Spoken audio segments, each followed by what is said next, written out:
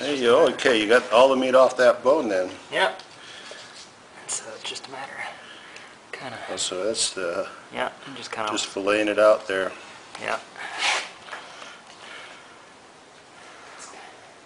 This is always a tough connection between the two. Okay. So. Oh, between those two muscles there? Yeah, it's always one of the tighter ones to deal with. Because it's hard to separate. It looks like the muscles are intertwined pretty closely they through are there. Very closely, yeah. And there's some smaller little stabilizer muscles in there too, so it doesn't help. But, all right. yeah. So that's. All right. So that's not the ham. That's something. This is something else. This is a top roast or something like that. I don't know. Okay, but it's a big hunk of meat. It's a big piece, yeah. It's got some good roasts in here, and it'll actually, you can separate it out. There's another seam right here. Yeah. You can see, so you can make some good roasts out of this one. And there's actually a little smaller cut right there too. Do you tend to keep them together, or just cut them into? You know, I will cut this apart. But it'll probably end up being about 3 or 4 roasts. So I'll cut like a piece. Right here is a roast. This is a roast. This is a roast, and then maybe. Depending on how I cut it up, but But at this point, you know, it's off the bone, and it's enough to be. Now we can work on it on the table when we get there. Yeah, then. exactly. So, it's just a matter of working around this. What do you do with your bones? Just throw them away? Yeah, I could. You know, I've thought about making a stock out of them, but yeah. If I had a dog, I'd use that. I'd give it to the dog. But. We're going to take one of these bones over and give it to Sawyer. The poor dog's never had a decent bone in his life. That sounds pretty good. That sounds good. But, so is that the kneecap you're working around still? Yeah, this is that kneecap, and it's just, you know, these tendons are really tough. You can see all those. Oh yes. All these tendons in here. And so, the more I can trim on this right now, the better off you are later on. The better off I am later on. Leave the tendons there then. Yeah. Work skin if you can. And this is just filleting it out. And I'm sure others do it differently, but this is just the way I do it. Well, I've seen most of the videos I've seen, it's doing exactly that, following the muscle groups down. Yeah. But like for this calf muscle in particular, though. Yeah. I mean, I'm sure others just kind of cut it out, but it's just a lot of work, and it's a lot of work for not much meat. And to me, I can be a little bit more efficient by just kind of filleting it out.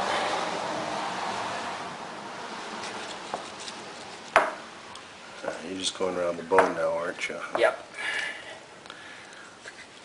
And kind of trying to avoid some of those major tendons. Like there's a big tendon right here. Oh yeah, huge one. Yeah.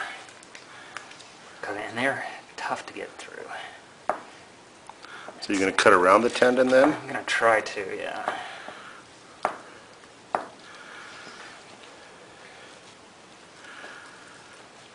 So you can just kind of see where it lies. Sorry, I'm just... It's all right. That over again. Okay, so you like to start with one tub just for... Just to kind of keep things clean and stored. And then as I process through the meat, I'll use another tub to kind of separate things out. So I'll have a corner for stew meat, a corner for burger cuts, a corner for roasts, a corner for... Just to keep it separate then. Just to keep everything separate, and you know, like halfway through we'll run out of room, so we'll have to kind of work through and clean everything up and package it and then go and finish the rest. Okay. So... All right, it's going to start out with the calf then, right? Yep, since it's on top, we'll start off with the calf. Actually, and for this I'll use the fillet knife, just because it's just a little bit quicker, and it also keeps my boning knife a little more sharp. And so... It's a nice big long fillet knife, isn't it? It's a nice knife. What brand is that? That's a Knives of Alaska, actually. Okay. Which is made in Texas. Made in Texas. Yeah. Figure that one out. But it's their smaller fillet knife, and it's pretty sharp. It does a pretty good job. And I'm I'm particular on fillet knives. Have you shot bear yet? I have not shot a bear. Well, I did for work when I worked for Alaska Fish and Game. Okay. I've shot bear for work, but not to have you haven't skinned them out or. I have skinned them out. Oh, you have. Okay. Yes. I have skinned them out. They're not too bad. People get freaked out about skinning. Like if you get a trophy bear, people get freaked out about skinning around the head. And it's just a matter of just going slow. Yeah. So yeah, you can see that little that vein right there. Mm-hmm. So it's just a matter of cutting that out. And then these will all be stew meat or hamburger meat? probably Stew hamburger. meat. Hamburger, huh? Yeah. Just a little too much silver skin for my liking. Like I said, I like my stew meat to be a little... Very pure then, huh? Yeah, I like some good cleanness to my stew meat. So, and sometimes you can just separate them out by hand. I mean, that's not too bad. So I can just kind of... Right there. Alright, this is the first hind quarter. Filleted out. A little bit of the liver and the heart. Alright. Tenderloins? Tenderloins. Nice.